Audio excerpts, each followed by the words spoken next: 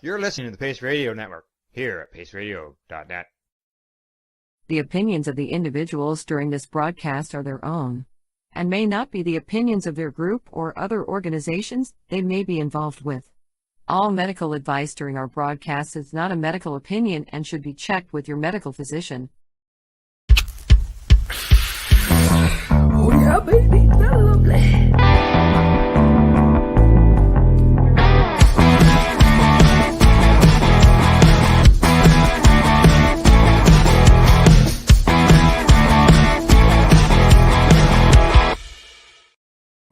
Oh, I did not change the opening. We are not Reverend Kelly and Al. We are Reverend Cindy and Glenn. Good morning and welcome to Psychedelics and Cannabis Educational News, your cannabis and psychedelic news source found here at paceradio.net, plus at cbgtv.com, YouTube, Facebook, Twitter, Boxcast found on Roku and Fire TV. It is February 2nd, 2023. Happy Groundhog Day. Happy Groundhog Day. I didn't even realize it was. Yeah, Groundhog Day. And all of the groundhogs are predicting 6 more weeks of winter. In Nova Scotia, we haven't had the first 6 weeks of winter, so we're okay with that. And I haven't seen any winter. So it's not going to bother you at all. No. Pugsatani Phil and Shubenacadie Sam, they all did their stuff this morning and decided that we needed to be cold. And not having been very cold yet here in Nova Scotia, it's not going to be too bad. The rest of Canada, I'm not sure. I heard some pretty dire things last night when I was on the show. They were talking about minus 35 temperatures, which they can keep up there, and I guess you're going to be around the same. Yeah, tomorrow it's supposed to hit minus 29 before the wind chill, which is going to bring it to about minus 40 to 45 with the wind chill. Well, please keep I'm it. staying inside with all of the heaters going. That's going to be my life. So we've got some stories. We might as well hop right into the first 4 and get them going, hey? Yep. Yeah, we are heading over to StratCan for the cannabis community. Over at StratCan, we are learning that New Brunswick cannabis producer Eco-Canadian Organic teams up with Greenhouse Seed. Now, I picked this story simply because we have a little bit of a personal connection with Eco-Canadian. Yes, we do. My daughter's girlfriend happens to be the manager there of the retail store. Yeah, very nice lady. Yep, she seems to like it a lot there. Yep. Get right into the story then. Eco-Canadian Organic Incorporated, which is a New Brunswick cannabis producer, has teamed up with Greenhouse Seed Co. to offer exclusive seeds through Canada's medical cannabis program. The winner of dozens of high-time cannabis cups, Greenhouse Seeds Co., is a well-known name in the world of cannabis genetics and has operated cannabis and coffee shops in Barcelona, Spain, and in Amsterdam, Netherlands since 1985.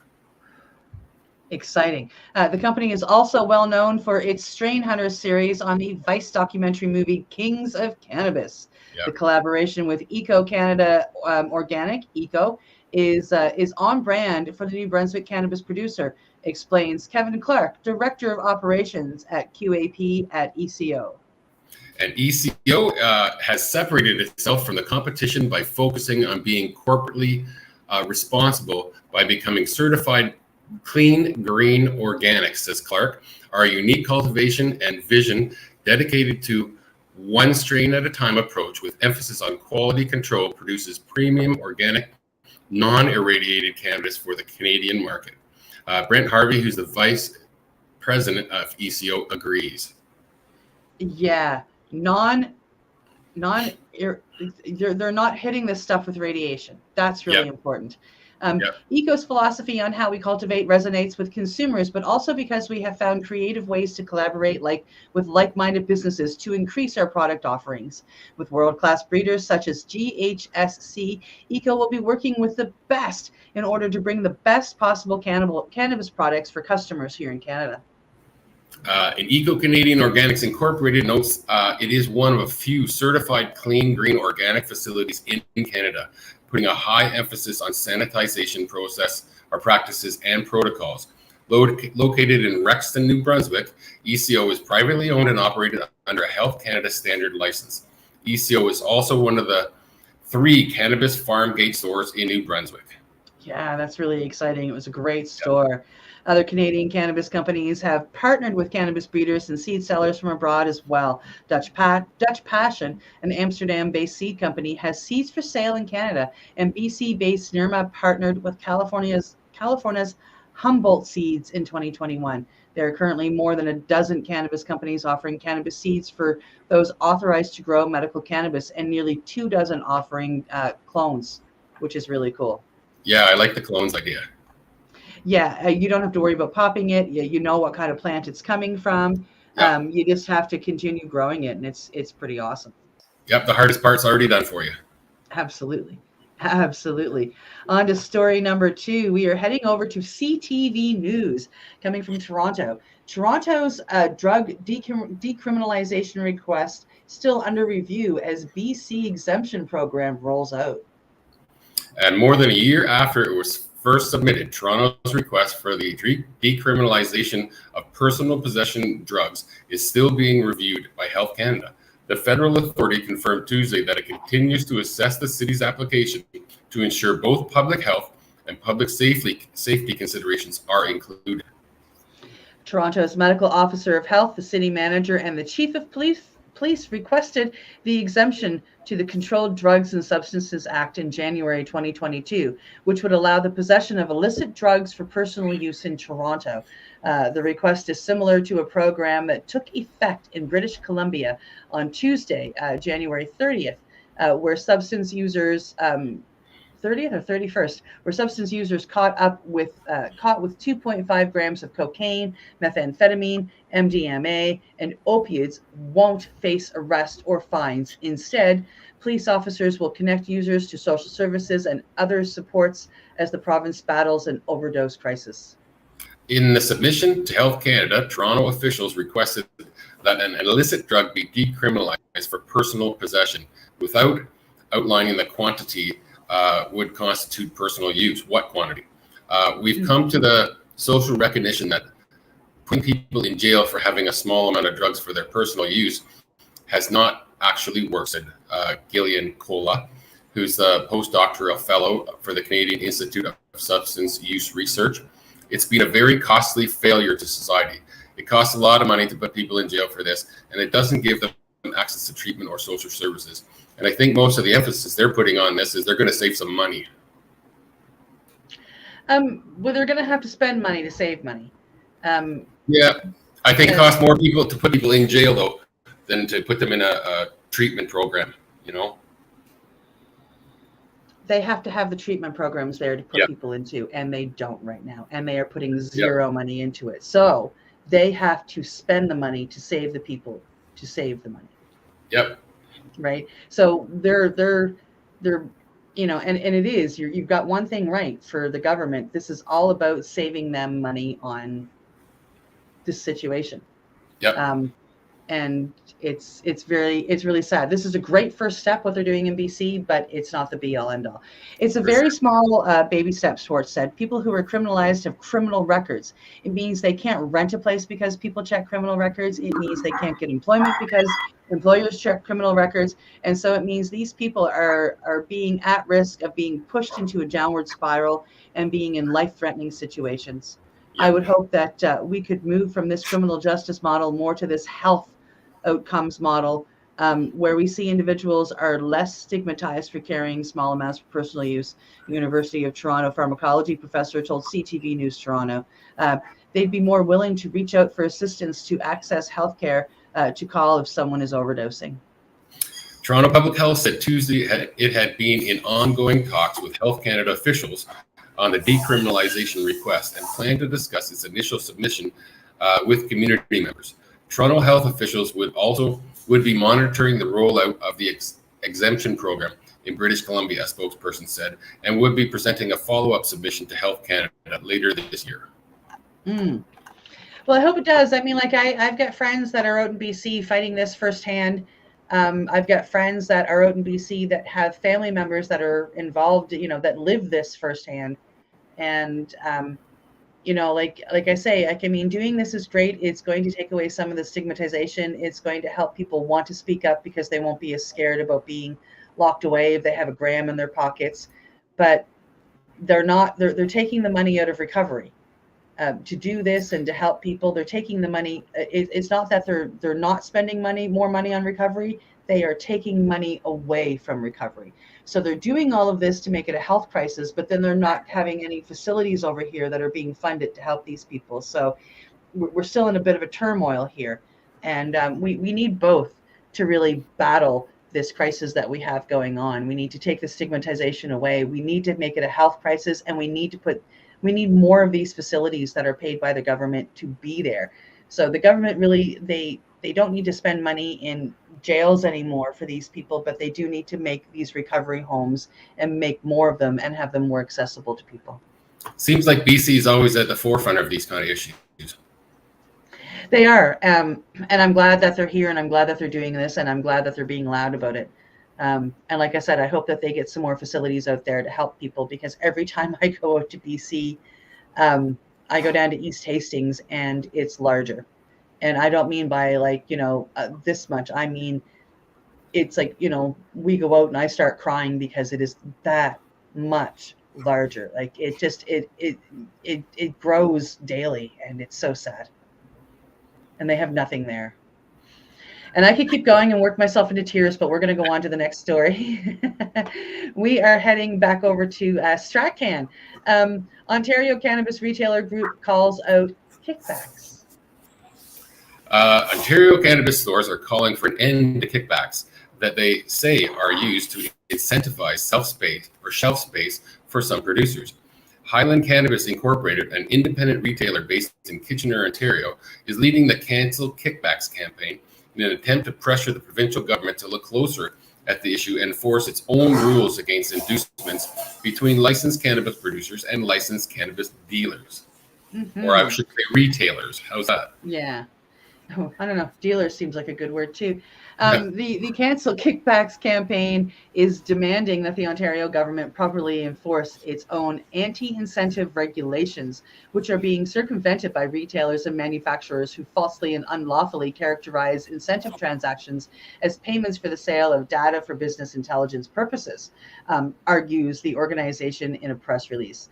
These payments favor larger, well-funded licensed cannabis producers who have the means to pay sales incentive kickbacks to gain market share, and larger retail chains who have the leverage to collect the kickbacks and then use them to fund such low competitive prices that independent retailers can't possibly keep up.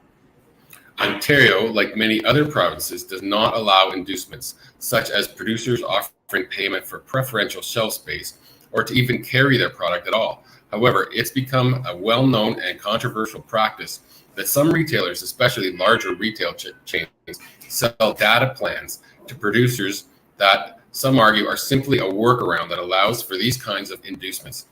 AGCO defines gratitudes as payments made with the purpose of promoting or increasing the sale of a particular brand or product by a licensee or its employees.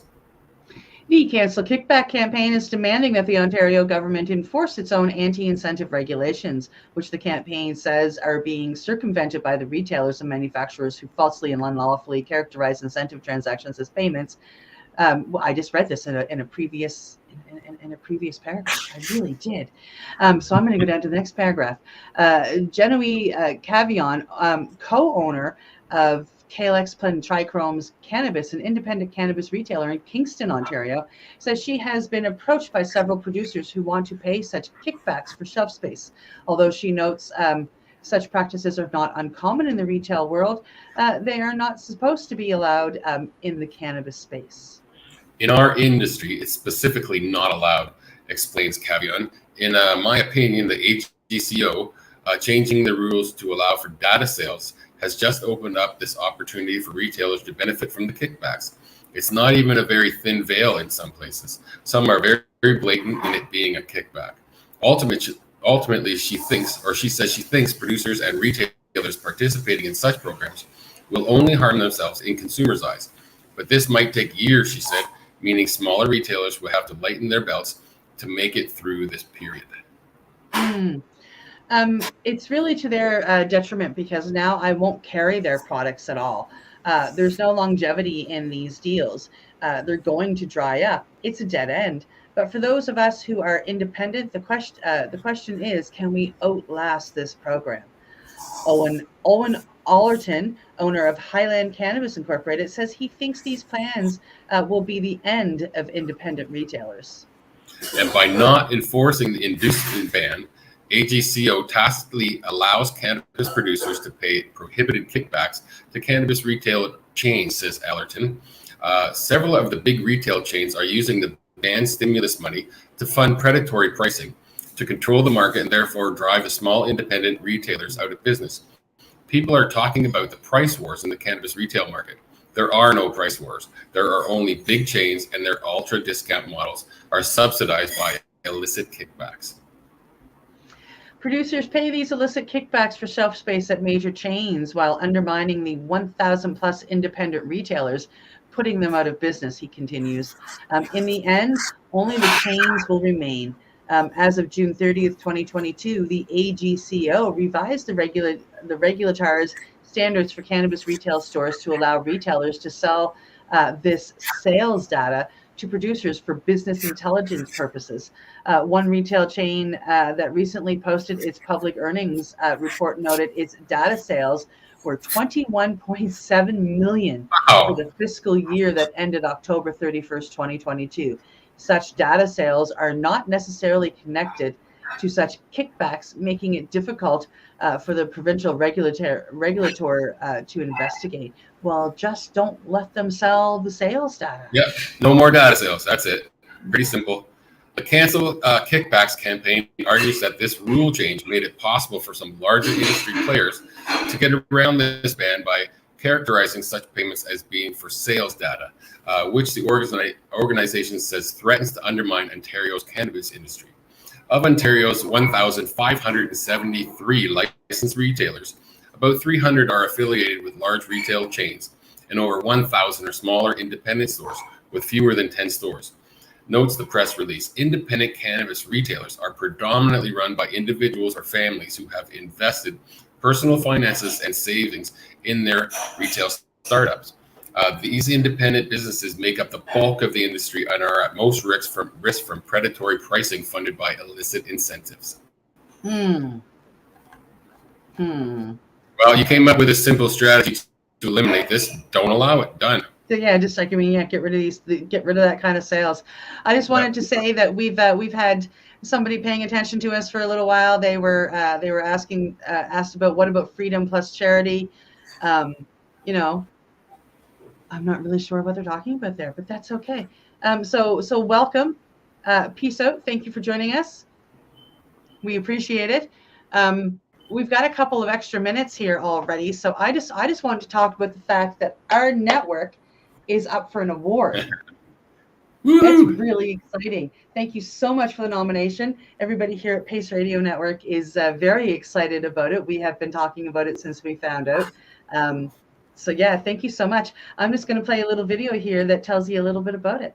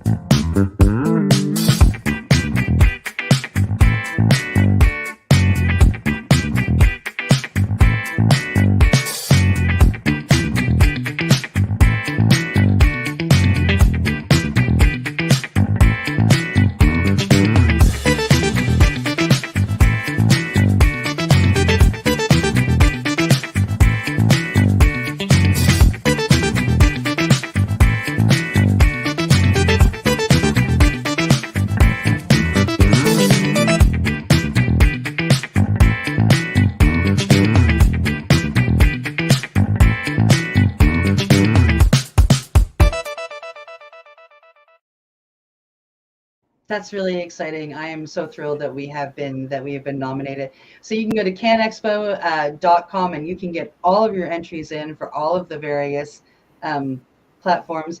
There, I think, are 6 different areas that you can vote in for and of course we are under the podcast section. So go on over and take a look and give us a vote. That's really exciting stuff. I should have been, instead of sitting here dancing to the music, I should have been clicking buttons and preparing the next story.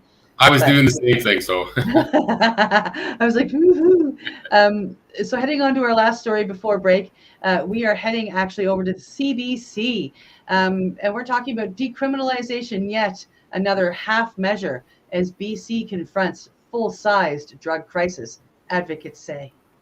And Chief Coroner says ideological shift needed away from believing we have to harm drug users to help.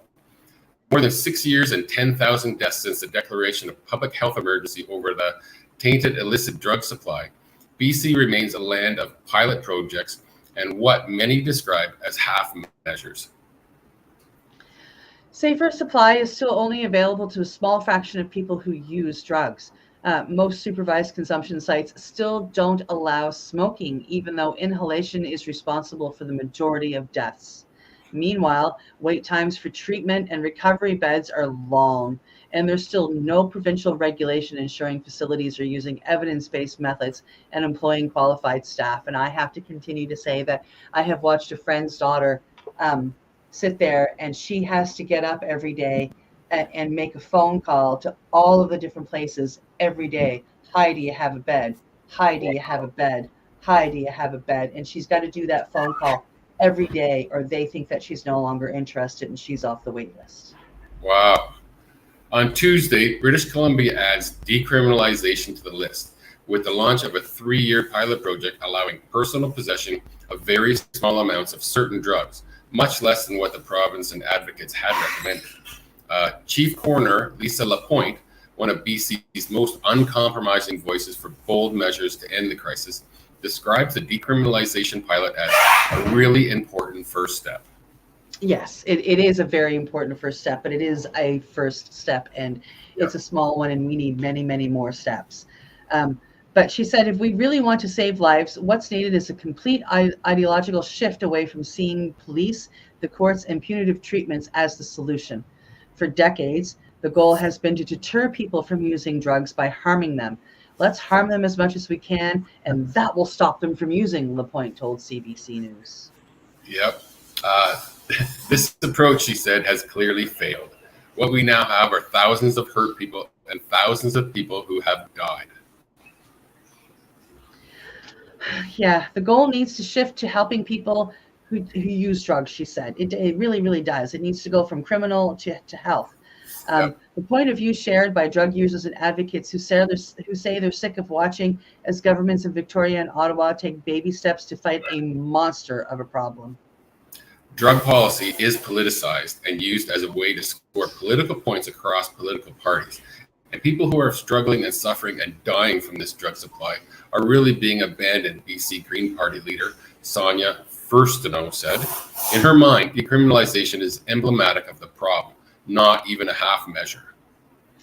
Yeah, the language was echoed by the HIV Legal Network, which issued a press release on Monday warning half measures and stopgap fixes will not end the crisis that drug prohibition has created. During a press conference on Monday, BC Minister of Mental Health and Addictions, Jennifer Whiteside, acknowledged the decriminalization pilot alone won't fix the problem. We know there's more to do, and we won't stop working until we turn the tide on this crisis, she said. Kat Cato of Prince George's United Northern Drug Users described the 2.5 gram threshold as ridiculous. BC has asked for a limit of 4.5 grams, with many advocates already believe was too low. Yeah, I mean, Kat also said 2.5 grams doesn't meet the daily needs of many people who use drugs. And it also creates additional costs since it's usually cheaper to buy in bulk. The limit also doesn't take into account people who live in rural areas, often far from cities where they go to buy their drugs. And people who are rural and remote, they need to pick up a larger quantity so that they can go back home and spread the issue. Nor, she said, is the fact that the majority of drug users don't have access to a regulated, safe supply of drugs. Just a small number of doctors in Prince George will prescribe alternatives to street drugs, according to Cato. Yeah. I know 30 people at the top of my head that would love to start a safe supply, but can't, she said. Exact numbers are hard to come by, but according to LaPointe, safe supply is only available to a small portion of the estimated 74,000 people with diagnosed, this is just diagnosed, opiate use disorders in BC, and the countless others who use drugs. Like, I mean, yeah, these people that are homeless, that live on the streets, don't necessarily have doctors. So these are 74,000 people that have an addiction, you know, that they can work with, right? That I don't think most of the real users are diagnosed. No, I mean, there's a good at least 100,000 people on the streets, if not more. Wow. And yet the perception across Canada is that the safe supply is widely available in BC. Some have even suggested that it's easy to access and that it's contributing to the relentless death toll. It's not easy to access. LaPointe says those impressions are completely false. Yeah, they are. There's not a wide access to safe supply, and it's absolutely not driving the crisis. We watch that very, very carefully, she said. She says the results from a pair of small federally funded pilot projects in Vancouver and Victoria providing pharmaceutical grade options like fentanyl patches to around 300 people suggest safe supply can make a huge difference in people's lives. So that's 300 of these 74,000 diagnosed people, and these 300 have to be of the diagnosed clan. That's not even a pebble. Yeah, they are stabilized. They don't have to seek their drugs, and they don't have to use their minimum money that they have to try to subsist every day by day to buy drugs, LaPointe said. She wants the public to understand that safe supply isn't being recommended in opposition to addiction treatment. It's meant to protect people from poisoned, unregulated drug supply and ensure that if they want to seek treatment, they will be alive to do so. And people are dying for treatment, but accessing evidence-based treatment is also an issue in BC. Huge one. There are people who are waiting weeks or months for treatment and recovery. There are people who are dying while they're waiting for treatment recovering services, LaPointe says. And the BC Minister of Health and Addictions doesn't collect data on average wait times to access treatment, but figuring out how to do so is one of the goals for this year, according to its current service plan. Vancouver advocate Karen Ward pointed out this information gap on Twitter, writing, "How is it okay for the government that funds these services not to know this?" Yeah, I agree. Meanwhile, the province still hasn't followed through on an urgent recommendation from a 2018 BC Coroner Service Death Review Panel to regulate the treatment industry. LaPointe said the failure to regulate sometimes leads to treatment that can be so expensive families have to take out second mortgages to help their loved ones. It also means the industry is still dominated by treatment programs that require complete abstinence, in part because many still follow the principles of the 12-step Alcoholics Anonymous. And abstinence-based treatment has been proven to be very, very challenging because we know many people die following a period of abstinence, she said. To get through this crisis, LaPointe says BC needs to follow through on a recommendation from the most recent death review panel, which called for a collaborative response and plan of attack developed in cooperation between the health authorities and various ministries. Wow. Yeah. There's a very large crisis going on in BC. Every time I'm there, it grows, almost doubles every time, and it's incredibly sad. You can feel the sadness when you drive down the street. And more safe supply. I mean, like they can safely supply 300 people of the over 100,000 people that are on the street, and that's just not enough. No, it's just not enough. It's a start like everything else, baby steps. It is a baby step start, but they need to stand up and take a really great big huge leap is what they need to do, and that will then be a fantastic start. But it is a start, and I do agree with the start that they are taking. Decriminalization needs to happen, and I just hope that they pick it up and go forward. Again, I'll get myself crying if I keep talking about this stuff. So we are now at medication break time. which is awesome. It's perfect timing after a story like that. So it is time to hear from our sponsors and for us to go take a medication break. You are watching the Psychedelic and Cannabis Educational News here on PaceRadio.net and CBGTV.com. You're listening to the Pace Radio Network here at paceradio.net. When you think of the number of unique products developed in the fields, kitchens, and labs at Legacy 420, it's hard to think that one stands out above the rest. But tell that to the thousands of people who have tried this amazing breakthrough product. This is our Sacred Salve. This is actually our extra strength. It comes in 5 different strengths. It's all natural, all organic. It typically works within 10 to 15 minutes of putting it on. It's good for arthritis, it's good for inflammation, any kind of pain. We're very proud of it. Sacred Salve, so easy to apply, along with soothing relief. To select a strength that's right for you, come in and talk to your trusted partner. Legacy 420 out on your road.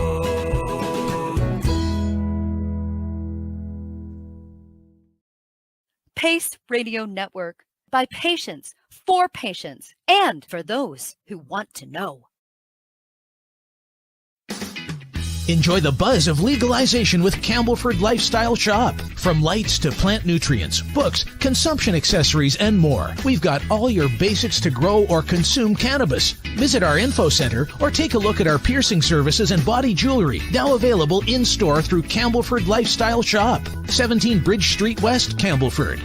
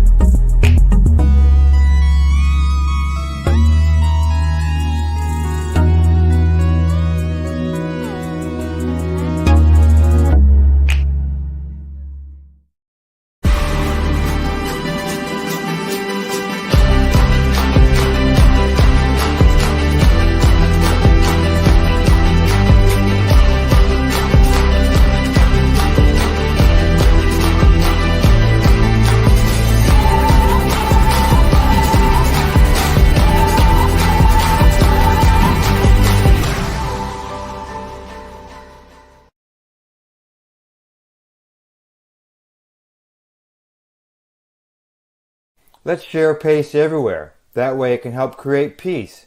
People everywhere advocating cannabis education. You're listening to the Pace Radio Network here at paceradio.net.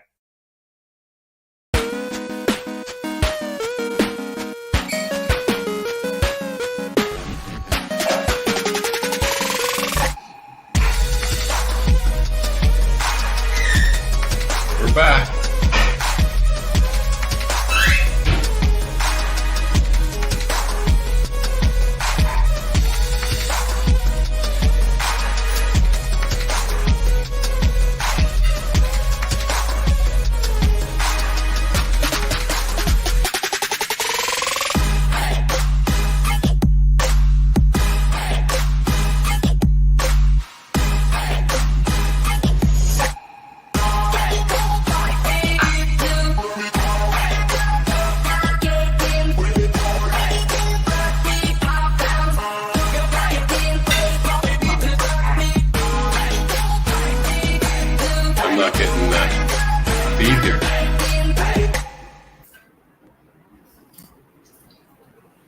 Awesome. We are up for an award. We have been nominated. Head on over to canaexpo.ca.com. I can't remember. As soon as it goes off, I can't remember. I don't know why.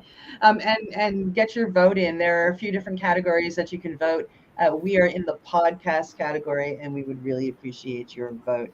And welcome back to the Psychedelics and Cannabis Educational News as we get started into the second half of our program today. And we are heading right over to MJ Biz Daily. Canadian cannabis company SNDL imitated union furious staff, tribunal rules. A Canadian cannabis grower, SNDL, interfered with an off-site union informational meeting for employees working at a cultivation facility and must remedy that interference by offering workers paid mandatory meetings with the union going forward. Provincial Labor Tribunal has ruled. And organized labor continues making inroads into the North American cannabis industry. The case shows how attempts to infringe on employees' labor rights can backfire. The ruling from the Alberta Labor Relations Board regarding the complaint by Teamsters Local 987 was issued on January 25th, finding a breach of provincial labor law by SNDL after company managers sought by intimidation or threat to compel employees to refrain from becoming union members. We're happy with the decision. We're disappointed that it had to come to this, Preston Quinton, a business agent and organizer with Teamsters Local 987, told MJ Biz Daily. Obviously, we prefer if the employer doesn't interfere in an organizing campaign or at organizing meetings. MJ Biz Daily received no response to a request for comment from the Calgary, Alberta-based SNDL, formerly Sundial Growers, whose shares trade as SNDL on the NASDAQ exchange. The case involved a July 2022 Teamsters informational meeting for SNDL employees that was held at a public library in the Alberta town of Olds. Two managers from SNDL's cultivation facility in Olds showed up and parked outside the library, and one of the managers approached the meeting room but was not allowed in, according to testimony presented to the ALRB. After interacting with Teamsters organizer Quinton, the SNDL managers left. It was agreed the meeting should be canceled and to let people know by text not to attend as there was a risk of being seen by a manager, ALRB found. Wow. Quinton testified that SNDL employees at the meeting were pretty scared. Both the SNDL managers testified to the ALRB that they were not aware they could not be represented by the union and wanted to attend the meeting out of professional interest in what the union could do for them, according to the ruling. Okay. The board rejected that claim, finding that the manager's actions are far more consistent with those of persons attempting to gather information about supporters of the union and those of employees wishing to obtain information about the union. The ALRB ruled the SNDL breached Alberta labor law. Yeah, in this case, we can see the natural result of a manager deliberately attending at the site of a meeting away from the worksite and being seen by employees, the board wrote. The board ordered the SNDL to stop any further actions that might interfere with union representation of its employees. Further, SNDL must give the union an opportunity to engage the employees in 2 mandatory hour-long meetings to cover both shifts at the Olds facility. Mandatory meetings would destigmatize attendance, said SNDL employees, the board determined. We're just going to go and share our side of things, said Quinn, the Teamsters organizer. At the end of the day, the employees will make whatever decision they think is actually best for them. And Quinton said SNDL's Olds facility had roughly 300 employees as of July, and that Teamsters got involved at the facility after being contacted by SNDL workers. Cannabis companies should not interfere in union activities, he added. At the end of the day, it's up to the employees whether they want to join the union or not, and it's not up to the union or the company, Quinton said. If they reach out to us for asking for information on the process and how things go in the union, they should be able to get that information without any interference or intimidation tactics from their employer. Canadian unions have made some gains in the cannabis sector, particularly in retail stores, where workers have expressed concerns over pay and safety. A retail strike affecting some of Quebec government's owned recreational cannabis stores continues, causing occasional closures at some locations. Interesting. It's funny they showed up to a meeting off-site. Yeah, and we're just here to get information. So, but the employees were scared, and that really says a lot. So, I think anyway. Heading over to Mugglehead. How to let them go. They can figure out how to let them go. Yeah. I'm ripping stuff out of my ears. That's hilarious. Okay, so heading over to Mugglehead Magazine, Woke Pharma and Swinburne U partner for Australia's biggest psilocybin trial. An Australian psychedelic therapy company has partners with the University in Melbourne for a large-scale clinical trial on psilocybin with the goal of combating treatment-resistant depression. On Monday, Swinburne University of Technology announced that it had signed an $5 million clinical trial agreement with Sydney's Woke Pharmaceuticals. The psilocybin drug candidate for the study, designated as WP002, is a rapid-release tablet developed by Woke Pharma. Enrollment for the trial is expected to begin midway through this year, and the two parties involved expect that there will be approximately 160 participants, according to Woke and Swinburne. Wonder why they can't use natural mushrooms. That's it, not a pill. Psychedelics could we don't really know what's in the tablet. It could be pressed psilocybin. I guess it could be. I just have a problem with most of these pharmaceutical companies making pills and stuff, and then they claim to own the pill because they've added something in there. Yeah, well, we have to figure out what's in there first before we know. But you're right. It is a pharmaceutical company, according to Woke and Swinburne. This is the largest clinical trial on psilocybin in Australia's history.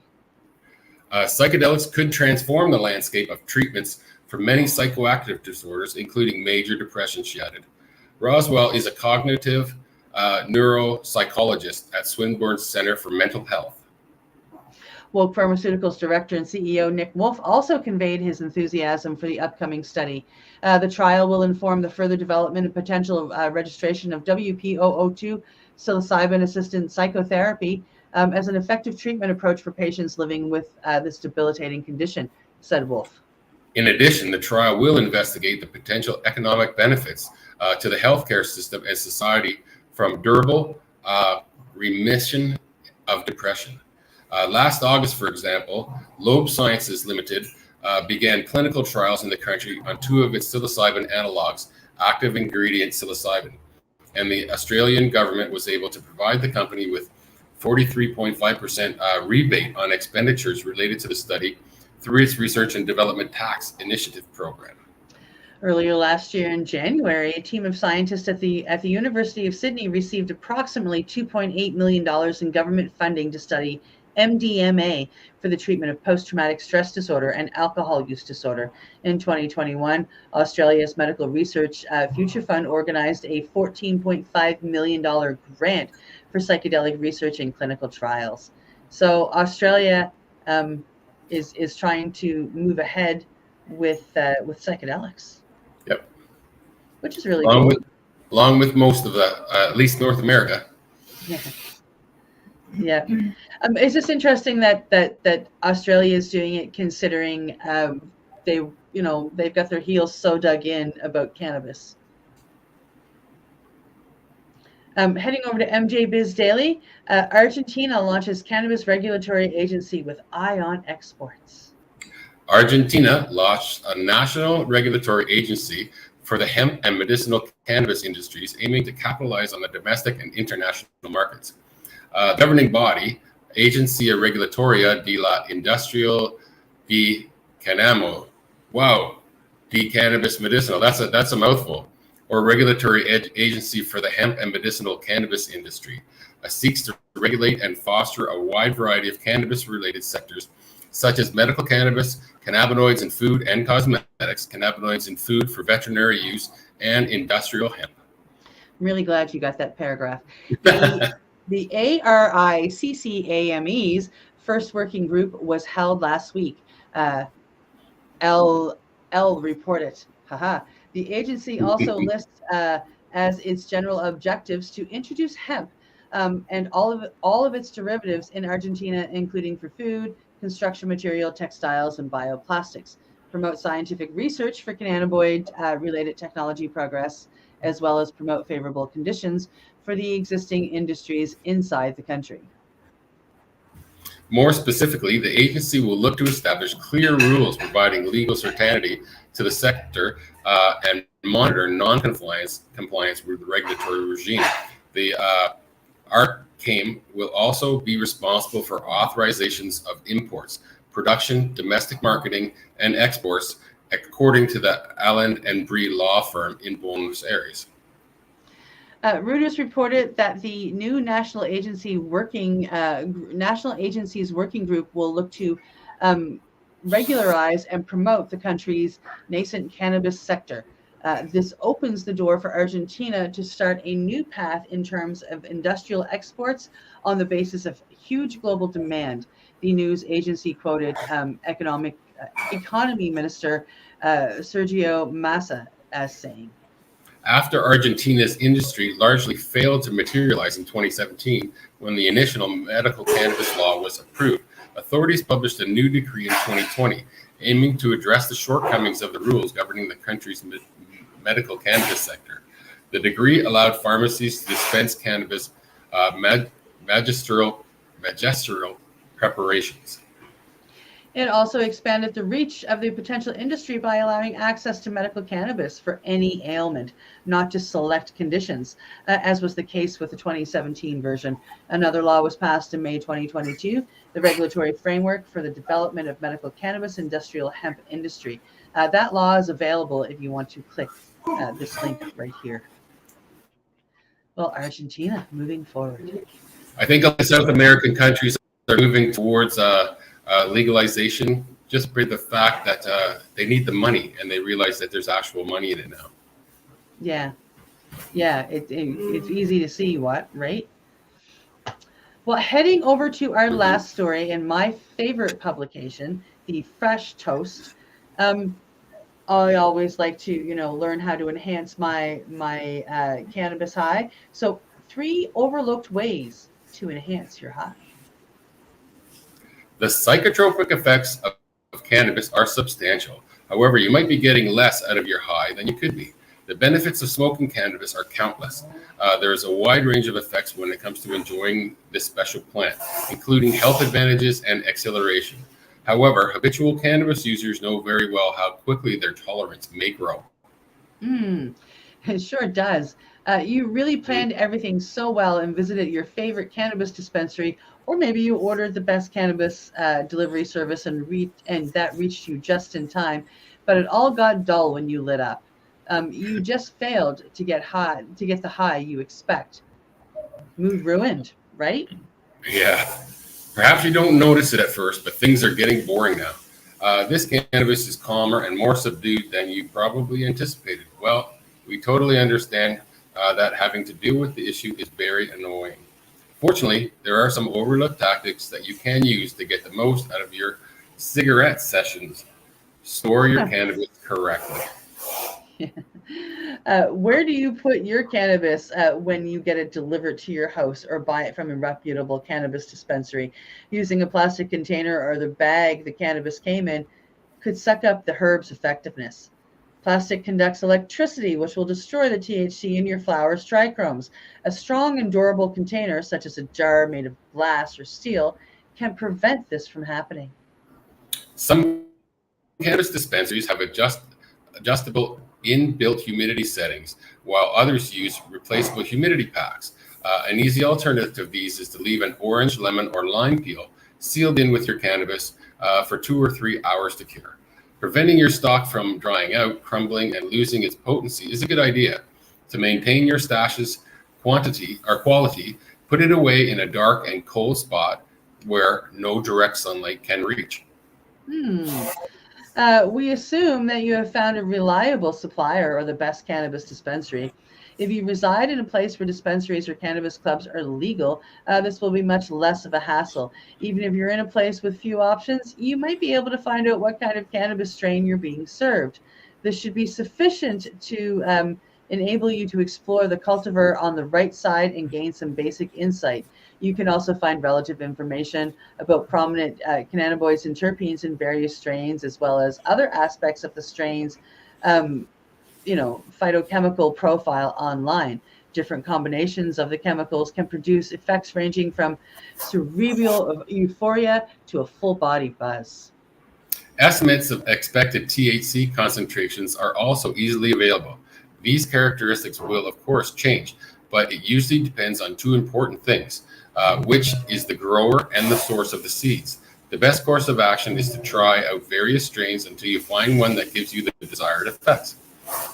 With the passage of time, things can start to get dull and lose their shine. This may cause you to quicken or slow down your cannabis high.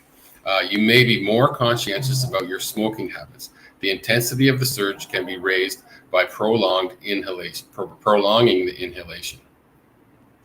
Plus, you need to stop smoking your blessings to death and learn to appreciate them while they last. But at the same time, you should also think about, alternating your normal joints with something else now and then. If you're not a fan of smoking out of the pipe, you may always switch to a joint or a bomb. Edibles, concentrates, and vaping are all some common options that work best when you get them delivered to your doorsteps. The point is merely to provide a brief diversion. And last but not least, switching things around as much as you can definitely help you feel more euphoric. If you usually light up as soon as you wake up, we suggest delaying your habit until the evening. Try skipping days in between sessions and alter your method of consuming cannabis. You can easily switch between joints, dabs, vapes, edibles, and even tinctures. Our bodies are very good when it comes to adapting to various routines. So if you want to keep your cannabis experience interesting, try consuming it at odd hours or in unusual ways. Eliminating the same basic routine and viewing each smoke session as an opportunity for discovery can greatly enhance the experience. You can begin in a variety of ways, some of which include a quick cannabis delivery. So spice things up a bit and experience the cannabis boost you've been seeking. I hate how they use the word cigarettes in there. Yeah, I switched that out for joints. I did. I went right through it the first time, and I realized after I said it that cigarettes is a really bad word because it's not a cigarette. No, it's not. I don't like the way that they worded a couple of things in there. I won't smoke a joint if someone put tobacco in it. Oh yeah, I won't smoke it. I won't have anything to do with it. Yeah. No, I'm an ex-smoker and I don't want to be tempted to smoke cigarettes again. So, for that reason. But I mean, I like the taste of my cannabis, and I've even given up flavored papers and all that jazz. I just smoke my hemp papers so I can enjoy the taste of the cannabis. Yep. Yeah. We've got a couple of minutes left, so you know what we should talk about? Sure. We should talk about the fact that we've been nominated for an award at What the a great Canada idea. Show. Yeah, it's really exciting. We have gone up against another. I think there's five other entrants in that or nominees, I should say, because we're not entrants. We've been nominated by somebody. So there are 5 other nominees that are up against us. So it's really kind of exciting to be up for an award. This is my first award with the station. It's kind of neat. And just to let you know, the last little blurb we had about it right after our break, I didn't see the blurb at all. I only saw you dancing. Oh, no? Yeah, I didn't see the blurb at all. Oh, that's weird. Yeah. Because I saw it playing. Yeah, obviously you were dancing to it. Well, here, let's play another one again, just in case that happened for everybody else. Everybody should be able to see a second time. So here we go. You can go over to canexpo.ca and vote for us, but we'll find out here together.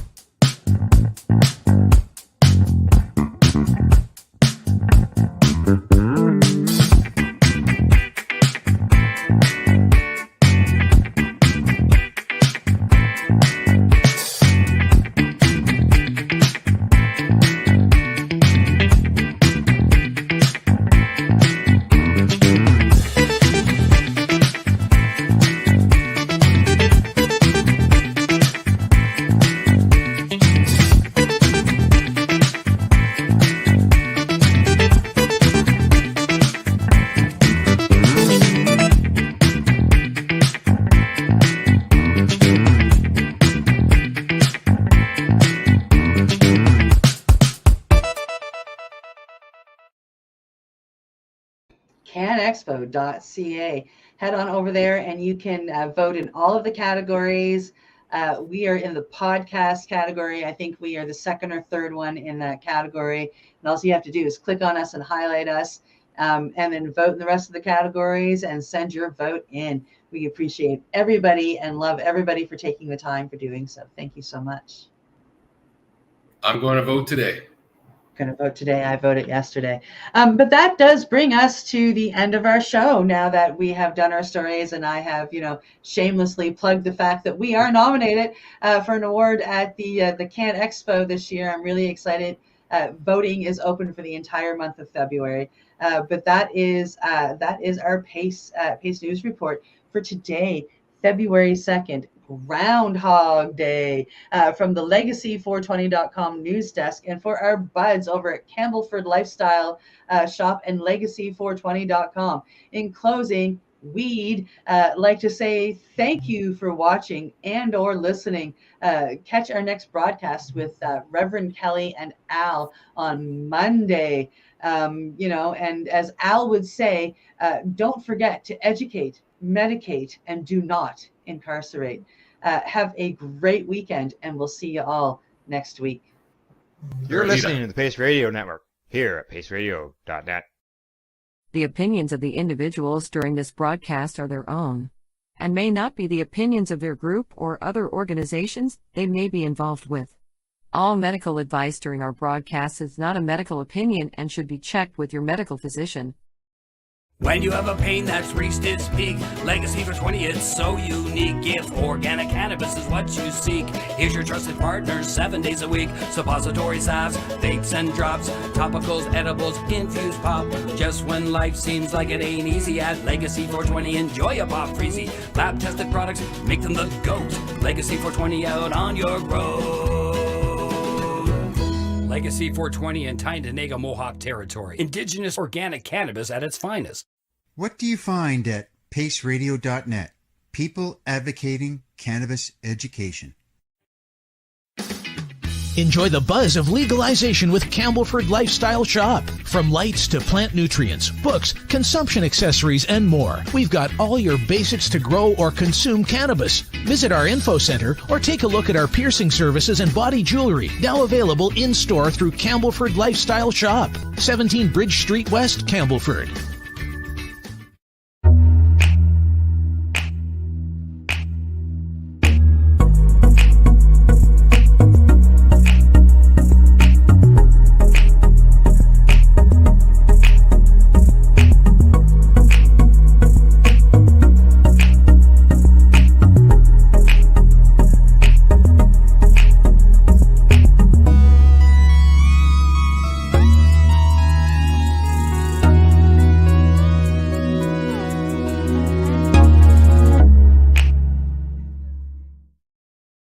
We are people advocating cannabis education here at paceradio.net.